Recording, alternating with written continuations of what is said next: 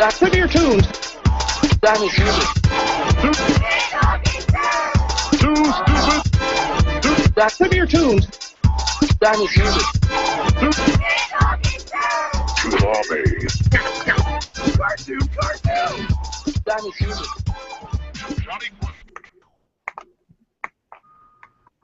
Hey guys, this is Zach. My usual co-host Evan will be here hopefully soon. He is stuck in traffic right now, but let's go ahead and get started. We have a very special guest here today, a very talented, very gifted 3D animator that I have met on the Channel Frederator Network, just like I've met most of these people on Channel Frederator Network, Mr. Arturo Acevedo-Smith. You can go ahead and unmute. Yeah, it's Acevedo. Or Acevedo, okay. Yeah.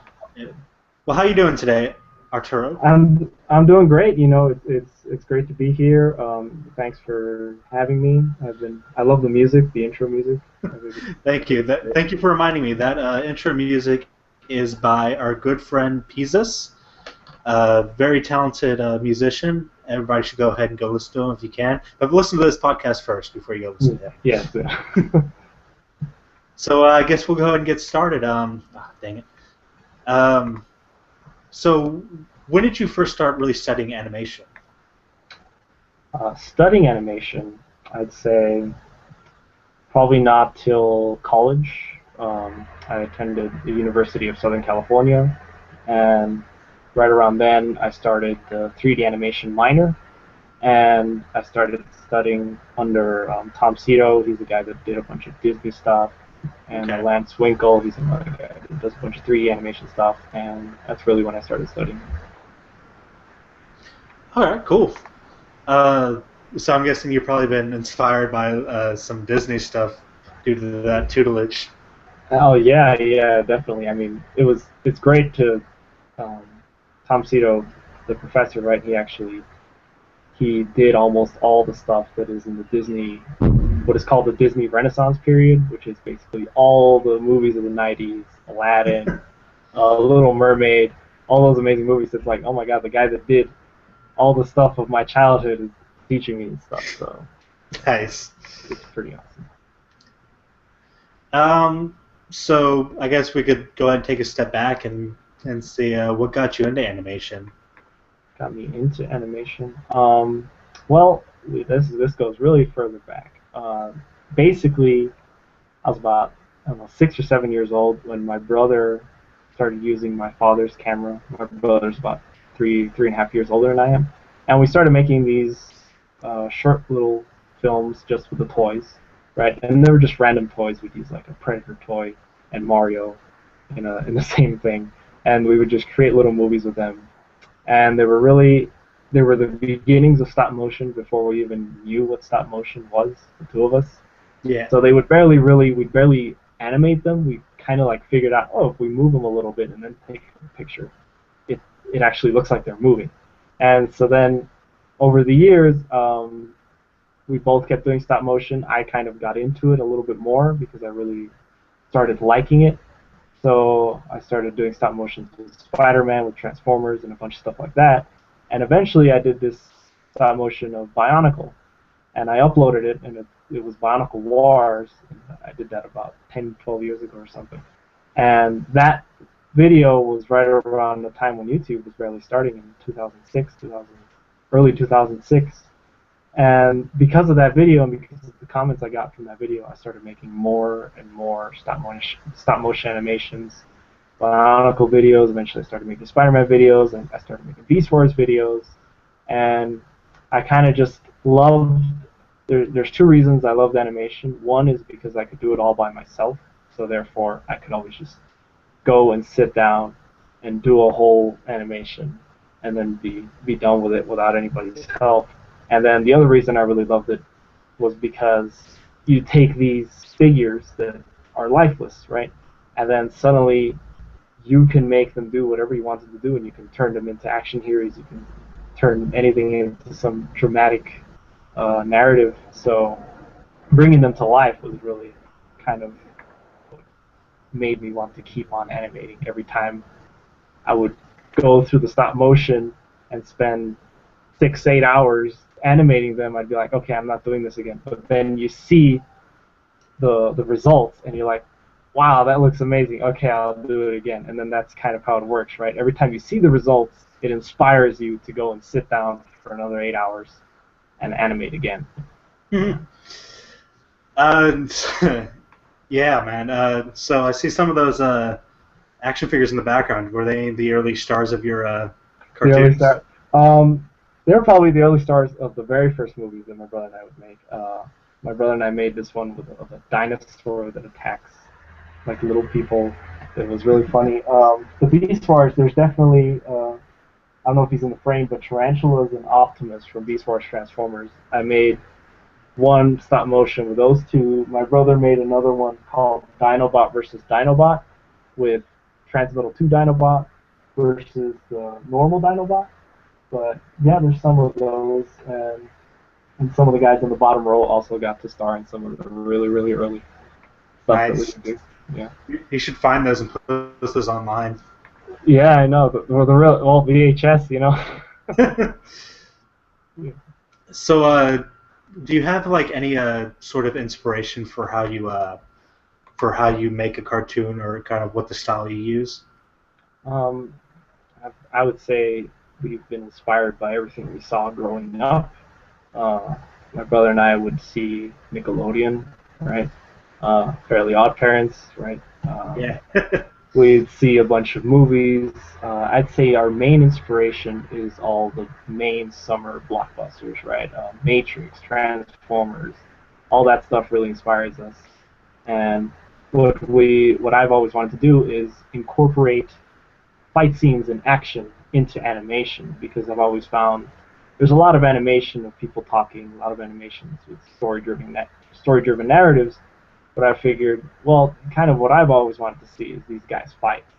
So then I create these narratives, but I also include a lot of fight scenes into them. And most of the way that's intertwined is all based on those movies that we would watch growing up, and even now. Yeah. Nice. So you kind of mentioned YouTube a little bit back.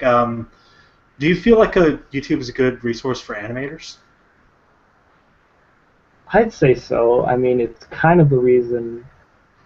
I kept it's kind of the reason that I would dedicate so much time to making my animations, because then you saw that someone other than your family was liking your stuff, right? Because you can grow up and your family can like your stuff, and then someone else sees it and is like, this is crap. And that'll really suck for you. But YouTube kind of allows you to get in touch with a bunch of strangers that love you for one thing, which is your work, right? And so that feedback system that YouTube created is, I think, really beneficial for animators, especially when they're spending so much time doing their work. And it's also really good because as an animator, you're usually making very short videos, and you're usually making them independently, so it allows you to distribute them very easily without having to join a huge conglomerate of animators or a huge network or whatnot. And you can just distribute it through YouTube and get the feedback that you want to get. Yeah, man, and I can see that you're doing pretty well. You have a video here that has nearly 2 million views. Yeah. Do you want to talk a little bit about that one? Yeah, that one is it's Spider-Man Ultimate 4, Spider-Man versus Venom, and that is actually, it's the fourth installment in this Spider-Man Ultimate series that I created, dating back to when I first got on YouTube in 2006, and it actually started as stop motion animation, that series, and it started as just Spider-Man versus Spider-Man, and then it was Spider-Man versus the symbiote, and then they had a rematch, and then I figured, well, the next logical step in the storyline would be Venom. And my brother and I had always been very frustrated because although there have been many representations visually of Spider-Man and Venom, there have never really been any accurate representations of how they would fight. So then basically what I wanted to do was create a whole 5 minute computer animation of what it would look like if these two characters were to fight. and I wanted them to fight for quite a while, right? Not just like a little 10-second battle like they had in Spider-Man 3. I wanted it to be an extensive battle, showing their abilities, sticking to their characters, and that's kind of what inspired that. And somehow it managed to take off over.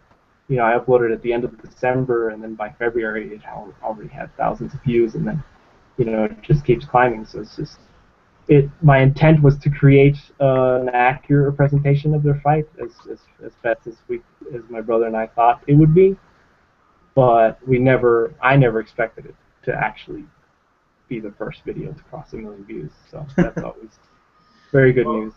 Well, I'm gonna go ahead and show the trailer here. Any last things you want to say before I start it? Yeah, the trailer actually, it'll just show you Spider-Man Ultimate through Spider-Man Ultimate 4, and you'll see 4 has a lighting that was a little crude because I hadn't done a lighting pass yet, but in the actual Spider-Man Ultimate 4, the lighting is final, so it looks very different, but that's about it, yeah.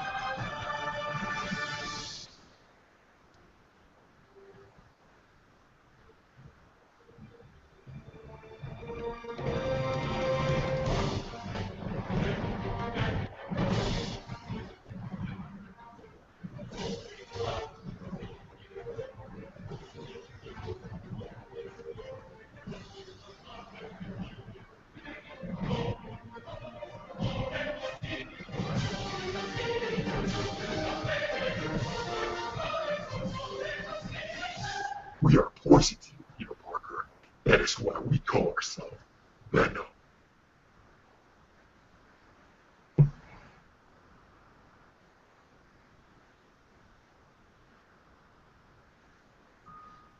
Like it. Cool. Yeah, that was my brother's voice, by the way. My brother does the voice for Venom. Through a few filters. Yeah. I like that it kind of showed your evolution through the years, and it kind of just showed exactly what you explained, how you started out with the action figure animation, went slowly to digital. Mm-hmm. Yeah, 10 years there. Has it really been 10 years throughout that entire quadrilogy? Yeah, it's actually a bit, I would say maybe about 12. I just rounded it to 10 just to make it fun. Yeah, just give a good round number. Yeah, exactly. I'll probably show the full version later on, but so what we've kind of talked about it a little bit, but what really inspires you to make a cartoon nowadays? Like, what inspires you to make a specific video that you decide to make?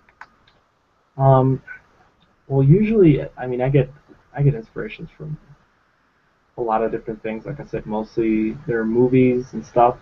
Most of what inspires me to create the cartoons is all the stuff that I loved when I was a kid. All my favorite stuff as a kid. And what inspires me to make new cartoons is whenever I think I have an idea that I'm passionate enough about that I'll dedicate, the like 450 plus hours that it takes to create these things. So whenever I have something that I feel, okay, I think I can just about have what it takes to create what I want to create at this point in time, and I love it enough that I'll be able to dedicate all this time to it. Hopefully people will love it as much as I do. That's kind of what inspires me to go about creating new videos, and I kind of like to keep it somewhat fresh. So, the Spider-Man Ultimates, for example, 10-year gap, right? I don't like to just consecutively only do one thing. So I'll switch between Bionicle, between Spider-Man, between something original like the Wizard or Gladiators, and then I'll jump back to the series. So kind of like whenever I have a new idea and I feel I've progressed enough in my technique that I can add enough to it, then I'll create something new for that series. Nice. So let's kind of change gears a little bit. Like I said during the introduction, you're a part of the Channel Frederator network. Can you talk a little bit about how you got into that? Yeah, that was actually it was kind of a crazy time because I just finished college, and this was in the middle of my last semester. So this is around about March, right? And I'm doing all these projects simultaneously, and then I get contacted by Jennifer, who's the manager of the network, and she told me she had seen one of the Spider-Man Ultimate stop motions and that they were really cool, and if I wanted to be a part of the network. So I asked about more details, and she gave me the list. And then what I saw, all basically I was seeing was just like plus, plus, plus, plus of really good stuff that you would get if you would join the network. And then the fact that it was a network that is only for animators, right? And only for animation, that's what really got me. Because I had been approached by other networks before, and most of them were just like these conglomerate networks that just basically had everything, right? Just videos about sports and whatnot. But yeah, Channel Frederator, on the other hand, it was just animation, and it seemed, and what really got me is like that they said you join a community, right, of all these animators, and I think a lot of the other networks don't have a community at all. I think they're all just alienated.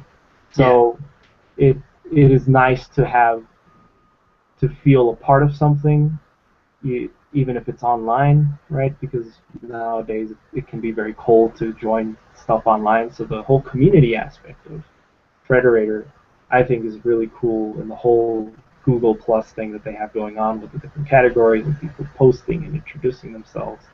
Like I think that whole animator stuff really got me to join. Nice. So we kind of talked about it a little bit.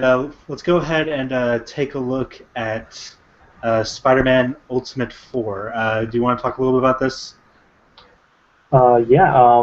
So basically this took an entire summer. I started, models were made, models for Spider-Man and Venom. I created them for about a month and rigged them. Then I created the whole city that you'll eventually see. To animate it, it took about 5 weeks, working every day for 8 hours. And then I lit it for about a week. I did sound design for it. So you're looking at about 450 hours of work of my life.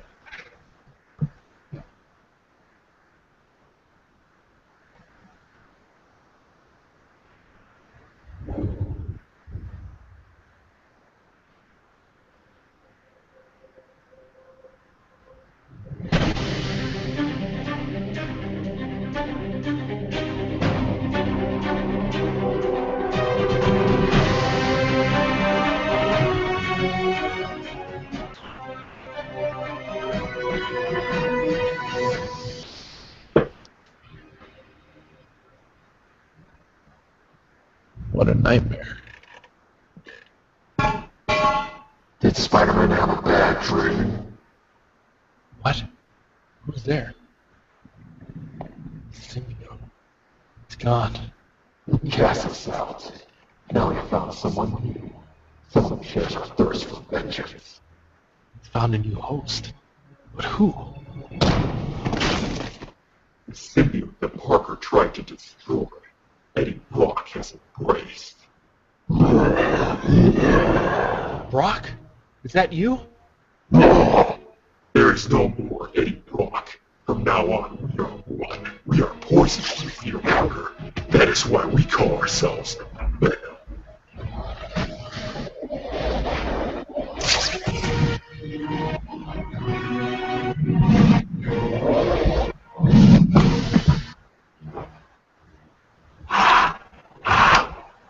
He doesn't even trigger my spider sense.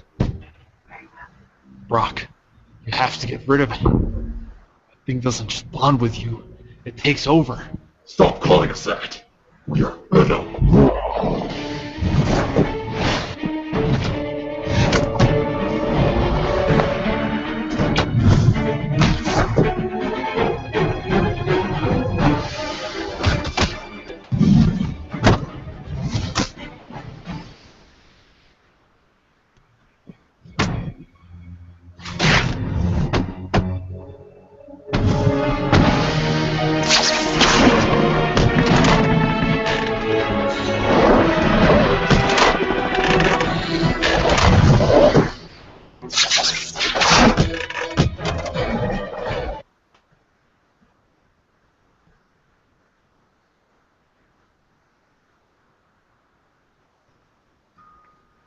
kind of pause the action right here. My co-host just logged on, so Oh, cool. if you give me just a second, I'm going to go ahead and pull him in here and berate him for not being here on time. Let me get the. Sorry to any people who are listening to this after we are done. Where's my share thing? There it is. We are currently experiencing some technical difficulties. I'll get in here, you jerk. Let's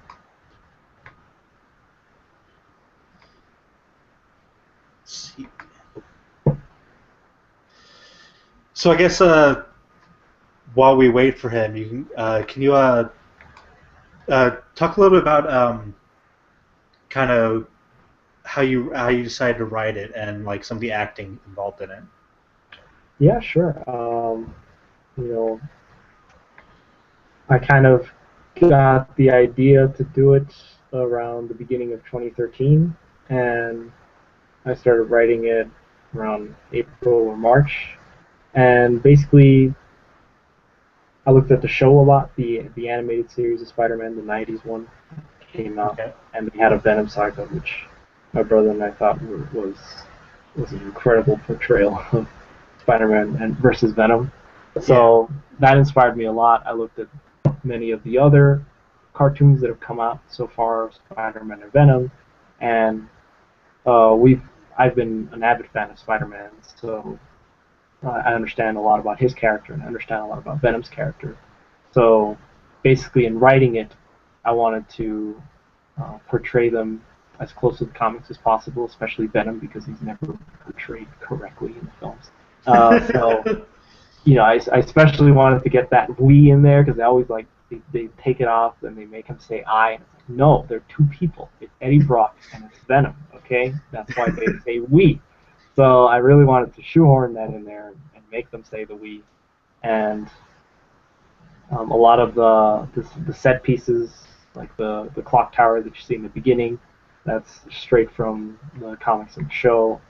And basically, I was writing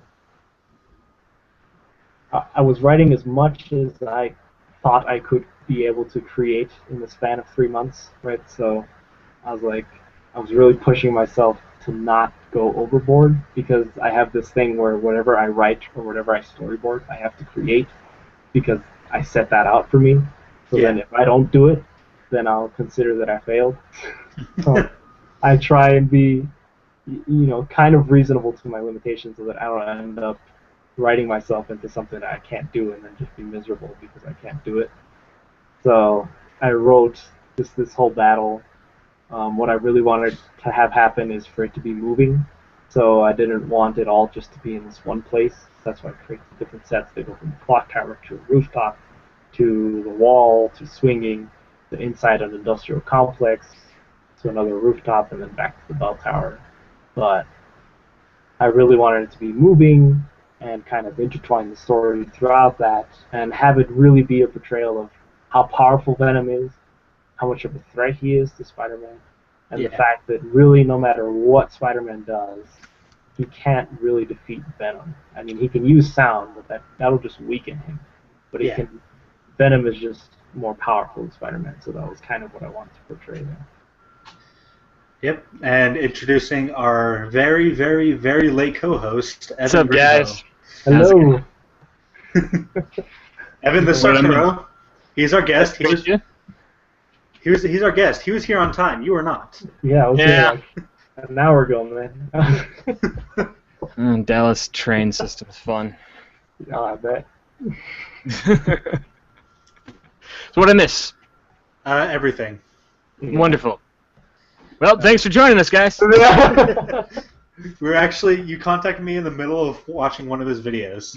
Yes, we were watching Spider-Man 2 Yeah. So you ruined everything. Yeah. I'm sorry. You know right, what? right when the fight started, too. It was just... I will chastise myself immediately after this video is concluded. Okay. Well, I will go ahead and start that back up. All right, let's go. No problem.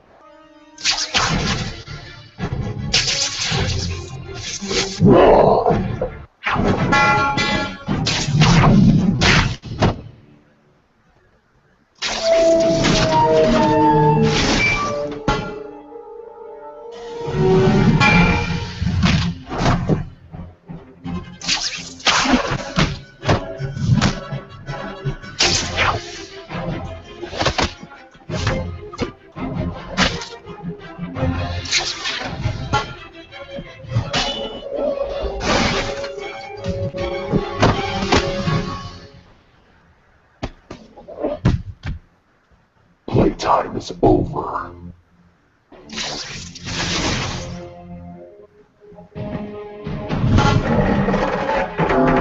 That sound. We are much stronger than you, Parker.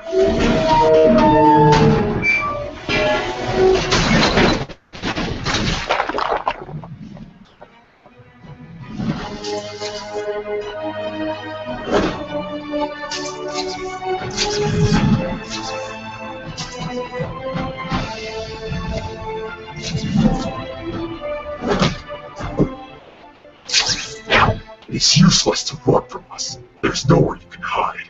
Nowhere we can't find you.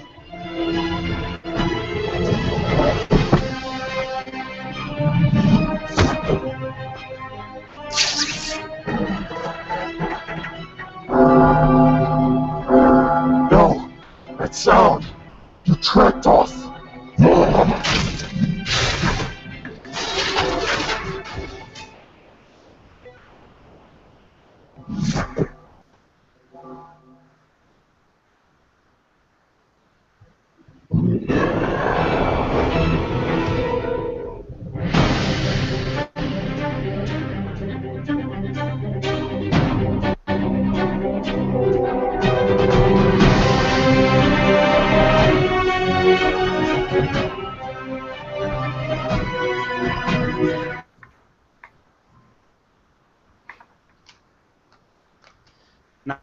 Nice.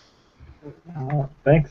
That's good, man. Where do you get the idea for your stories? Are they all pulled from the comics, or any of them original storylines, or? Well, when it comes to the Spider-Man, for example, the three previous entries were all original stories, so I based them on the comics. So, for example, Spider-Man Ultimate 3 takes place within Peter Parker's conscious, and it's a battle between Spider-Man's conscious and the symbiote, but represented physically. And then the background is actually the neurons of the brain, and you'll see like the little signals being transmitted as they're fighting. This one I wanted to stick very close to the comics, so although the fight itself is completely original and where they go and all that, what they say is honoring the comics and honoring what Peter Parker would say and what Venom would say. But Right on. yeah. Do you make your own models? Yes, everything you saw, I made. Nice. On that video. Yeah, you said it's about 145 hours of work? It's about 450 hours. 450 hours. I way undersold that. That's fine. Wow. Yeah. Yeah, man, and it shows. Like, there's a bit of roughness, but that's to be expected when a single person is doing all that. Yeah, it looks really good, man. Oh, thank you. So, we were just talking about Frederator, Channel Frederator. Mm-hmm. Do you have a current favorite, like, animated movie or show that's on air right now? It's on air right now. I mean, in terms of cartoons, I kind of unfortunately stopped seeing cartoons about 5 years ago. Didn't really have time, and I didn't really have a TV. So, but the ones that I used to love were SpongeBob SquarePants, Invader Zim, Cat Dog, Rugrats, and all those. But currently, I don't really watch that many cartoons almost at all. Well, I definitely recommend the fine works of Frederator Studios, including Adventure Time and Fairly Odd Parents. Plug in advertising. Yes, I've seen a few of those episodes, and they are very funny. They do have a lot of the humor from the older shows, so that's I'm just plugging them so I can get into favor with the people that. Yeah, exactly. I'll be giving my page. That was obvious, right? Yeah. That's why we did that. Up in that white wall, actually get something. So, did you study anywhere? Did you go to school for animation or anything like that? Yes. So I studied at the University of Southern California in the School of Cinematic Arts. I majored in film production there, and I minored in 3D animation under the Turby School of Engineering. And Cool. That's basically where I studied all the stuff. Nice. Who would you say your teacher was? I can't remember. Tom Cito, that was a Disney guy. Okay, yeah. Mhm. Because I remember I talk with Evan every once in a while, a lot about animation. Every night on the phone. Right. And Evan also has a teacher that was also a Disney person. We had two, technically three. Johan Klingler and his wife Norma, and then David Tart, who worked for Pixar. Yeah, Norma and Johan worked on the classically hand-drawn Disney films, and Mr. Tart was a 3D animator for Pixar. Specifically, he worked on Dory and Finding Nemo. I think that was his last film. Oh, okay. It's great to work with them too. They really know their stuff, man. Yeah, they've been handed down advice from the 9 old men, you know. I know, right? Way before. Yeah. So, do you think you have any goals or challenges that you want to complete in the animation or TV or film industry? There are several goals that my brother and I have. Basically, we have these 10, 12 movies that we want to create over time. You know, some of them involving Godzilla, some of them involving Spiderman, some of them involving completely original stuff that we've come up with. So our dream would be to take all those movies out one day, and someone will actually pay us to make them. In terms of animation, I love the medium. You know, if I would ever get to direct an animation, that would be absolutely the most amazing thing, I think. Whether it be Pixar, DreamWorks, you know, whichever company. Another thing I would like to create, perhaps, is another company of animation that is focused more on that age between 10 years old and 30 years old. Not so much for kids, but more like anime, where anime focuses on more adult concepts and has more fights and more action, to have a more Western approach that mimics that, right? But just have it in the States and have a whole animation studio dedicated to doing that type of content. That would be another goal. Right on. That'd be cool to see. We can hope. Right. Yeah. So I'm going to go ahead and show off the last video here, which is your most recent video. Oh yes, Metal Gear Rex. Do you want to talk a little bit about that? Yeah. So my brother and I actually have a secret project that we're working on. It's going to be an adaptation of Metal Gear Solid. So, so basically, he bought this Metal Gear Rex toy. That's a replica. It's a custom replica. It's huge. Which, of course, I want now. It's beautiful. There's only 500 of them, so I think they're out. But cost $1 million. Yeah, but anyway, it's such a beautiful replica of Metal Gear Rex. So I decided I had to model Metal Gear anyway for that project that we're going to work on eventually. So I went ahead and modeled the whole thing, basing myself off of the figure, and that took around a month or so. And for class, I had to create, the actual project was to create a giant robot and have it destroy stuff. So I figured, well, why not have Metal Gear Rex destroying stuff? So I modeled Metal Gear, I rigged Metal Gear, and did all the dynamics work that you'll see. I modeled the whole facility that he's in, and animated the whole thing. And that's what I uploaded. It was my final project for one of my classes. All right, let's take a look.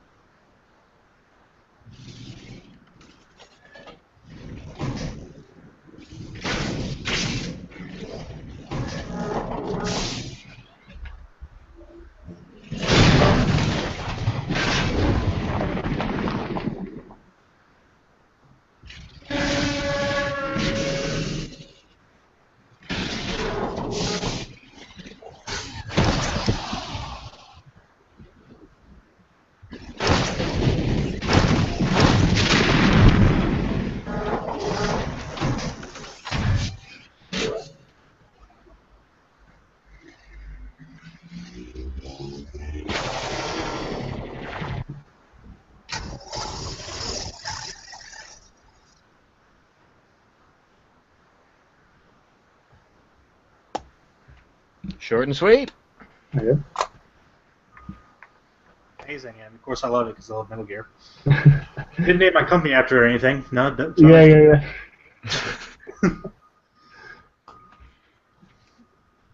So, any final words you want to share with us? Any future plans or anything you want to plug? Yeah, sure. I'd say, just check out the videos when you can, and you'll be able to see them without the lag, hopefully. Check out...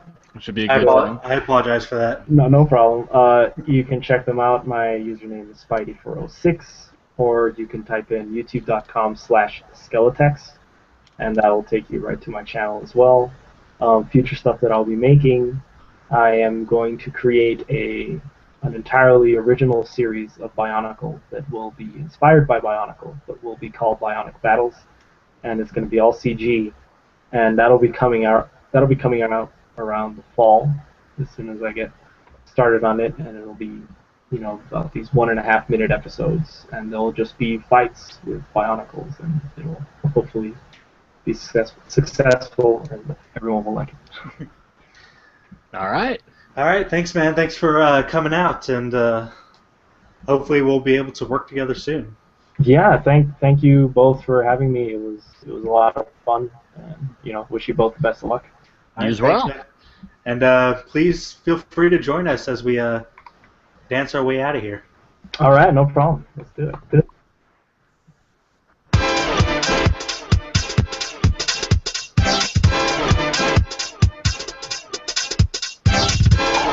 Back to your tunes. That was music. Back to your tunes. Tsunami.